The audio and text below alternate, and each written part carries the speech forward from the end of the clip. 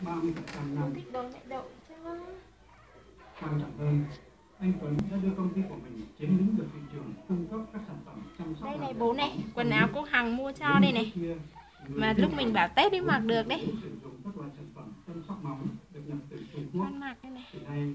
Họ đã lựa chọn các sản phẩm từ công ty của anh để thay thế. Ngay từ khi thành lập dự án này, chúng tôi nghĩ ngay có tiền nghĩa nó đã được. Con mình cho nó sạch sẽ thế này cơ mà. Mình thích thế này cơ mà. Con gái mẹ là nhất. Nhất cuộc đời của mẹ. Con gái mẹ là nhất cuộc đời của mẹ. Nó vào rồi. Nó vào nó lấy cái luộc ra về bỏ nó về sửa nó chán sửa. Thì để những sản phẩm chất lượng như vậy, tôi nghĩ không phải hãng nào, không phải nhà cung cấp nào cũng có thể đầu tư được. Ông phải quay hết cả bướm là hết chứ, ông lại quay mỗi cái mặt của con này. Lý thuyết để giúp anh Nguyễn Minh Tuấn thành công tại thị trường trong nước chính là chữ tín và chất lượng của sản phẩm. Ngay từ những buổi đầu thành lập quên bật flash này khó khăn, nhưng anh vẫn tự tin tàng hàng và sẵn sàng đổi những sản phẩm. Huyền ơi, chị Huyền ơi, bỏ ngay xuống chậu cho cô. Đúng là ứng xử nó hơi cứng một chút. Gặp những người mà khùng lên thì người ta không đứng lại như vậy đâu, và người ta sẽ bỏ đi, người ta cho mình. Rồi. Này giặt là có. Tất tần tật.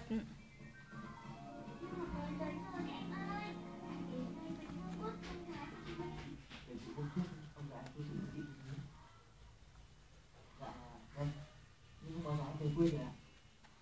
Anh biết rồi. Bọn em sẽ giảm giá cho chị nếu như chị tiếp tục đặt kinh doanh trên công ty em. Dạ vâng. Chị suy nghĩ kỹ nhé. Để báo cho bọn em sớm. Để bọn em có thời gian chuẩn bị bữa tiệc hoành tráng này. Dạ vâng, em cảm ơn chị.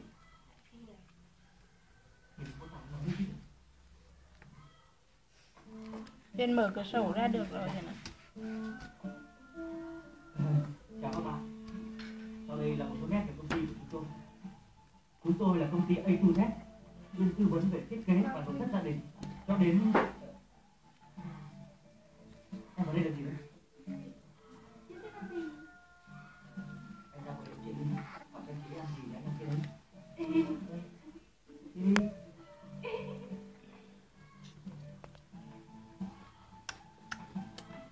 Xấu đây. Ba này có cái điệu sùn bọt. Cái đây có cái điệu sùn bọt ra mà ai cũng ghét. Ai cũng quý nha. Cả cái xóm này đều quý con gái mẹ nhỉ.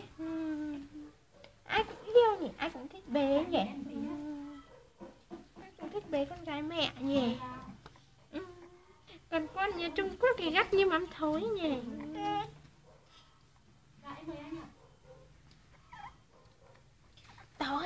Tôi, đứa nào mà ghét thế, đứa nào mà yêu thế. Nếu đây đâu một cái bao tay này ở đít phía sau đít xuống thắng. Giờ mẹ con nha. Chắc là đi. Huyền quay đi.